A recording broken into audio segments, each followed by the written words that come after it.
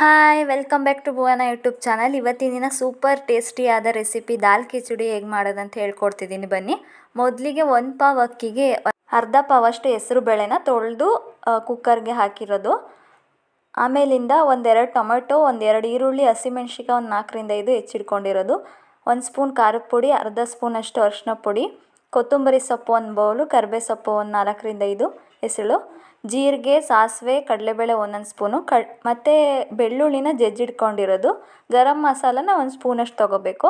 Already ಎತ್ತಿಟ್ಕೊಂಡಿರೋಂಥ ಅಕ್ಕಿನ ಮತ್ತು ಹೆಸರುಬೇಳೆನ ಬೇಯಿಸಿರೋದು. ಇದಕ್ಕೆ ರುಚಿಗೆ ತಕ್ಕಷ್ಟು ಉಪ್ಪನ್ನು ಆ್ಯಡ್ ಮಾಡ್ಕೋಬೇಕು. ಇದರಲ್ಲೇ ಒಂದು ಪ್ಯಾನ್ಗೆ 2-3 ಸ್ಪೂನ್ ಆಯಿಲ್ ಹಾಕ್ಕೊಂಡು ಆಲ್ರೆಡಿ ಎತ್ತಿಟ್ಕೊಂಡಿರೋ ಅಂಥ ಬೆಳ್ಳುಳ್ಳಿನ ಮತ್ತು ಕರಿಬೇವು ಜಜ್ಜಿಟ್ಕೊಂಡು ಇದಕ್ಕೆ ಒಗ್ಗರಣೆಗೆ ಆ್ಯಡ್ ಮಾಡಬೇಕು.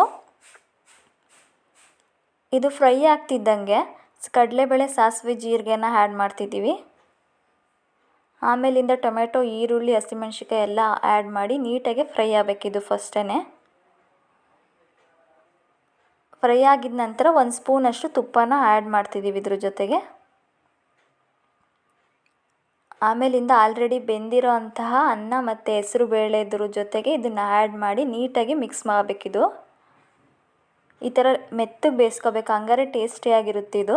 ಒಂದು 4-5 ವಿಷಲ್ ಹೊಡೆಸಿದ್ರೆ ಚೆನ್ನಾಗಿರುತ್ತೆ ನೋಡಿ. ಈ ರೀತಿಯಾಗಿ ಮಿಕ್ಸ್ ಮಾಡಿಕೊಂಡು ಆಲ್ರೆಡಿ ಎತ್ತಿಟ್ಕೊಂಡಿರೋಂಥ ಖಾರದ ಪುಡಿ, ಗರಂ ಮಸಾಲ, ಅರಿಶಿನ ಪುಡಿನ ಸ್ವಲ್ಪ ನೀರು ಮಿಕ್ಸ್ ಮಾಡಿ ಅದಕ್ಕೆ ಹಾಕಬೇಕು. ಡೈರೆಕ್ಟ್ ಹಾಕೋದ್ರಿಂದ ಗಂಟಾಗೋ ಚಾನ್ಸಸ್ ಇರೋದ್ರಿಂದ ಈ ರೀತಿಯಾಗಿ ನೀರು ಮಿಕ್ಸ್ ಮಾಡಿದ್ರೆ ಚೆನ್ನಾಗಿರುತ್ತೆ. ಎಲ್ಲ ನೀಟಾಗಿ ಮಿಕ್ಸ್ ಆಗ್ತಿದ್ದ ನಂತರ ಕೊತ್ತಂಬರಿ ಸೊಪ್ಪನ್ನ ಲಾಸ್ಟಲ್ಲಿ ಆ್ಯಡ್ ಮಾಡಿದ್ರೆ ಸಖತ್ ಟೇಸ್ಟಿಯಾಗಿರೋ ದಾಲ್ ಕಿಚಡಿ ರೆಡಿ ಆಗುತ್ತೆ. ಇದು ಮಕ್ಳಿಗೆ ಕೂಡ ಇಷ್ಟ ಆಗುತ್ತೆ, ಯಾಕಂದರೆ ತುಂಬ ಸಾಫ್ಟ್ ಮೆತ್ತಗಿರೋದ್ರಿಂದ ಲಂಚ್ ಬಾಕ್ಸಿಗೆ ಕೂಡ ಹಾಕ್ಬೋದು. ತುಂಬ ಟೇಸ್ಟಿಯಾಗಿತ್ತು, ನನಗೂ ಇಷ್ಟ ಆಯಿತು. ನಿಮಗೆಲ್ಲ ಇಷ್ಟ ಆಗಿದೆ ಅಂದ್ಕೊಳ್ತೀನಿ. ಈ ವಿಡಿಯೋ ಇಷ್ಟ ಆಗಿದ್ರೆ ಪ್ಲೀಸ್ ನನ್ನ ಚಾನಲ್ನ ಶೇರ್ ಮಾಡಿ, ಸಬ್ಸ್ಕ್ರೈಬ್ ಮಾಡಿ, ಲೈಕ್ ಮಾಡಿ. Thank you for watching.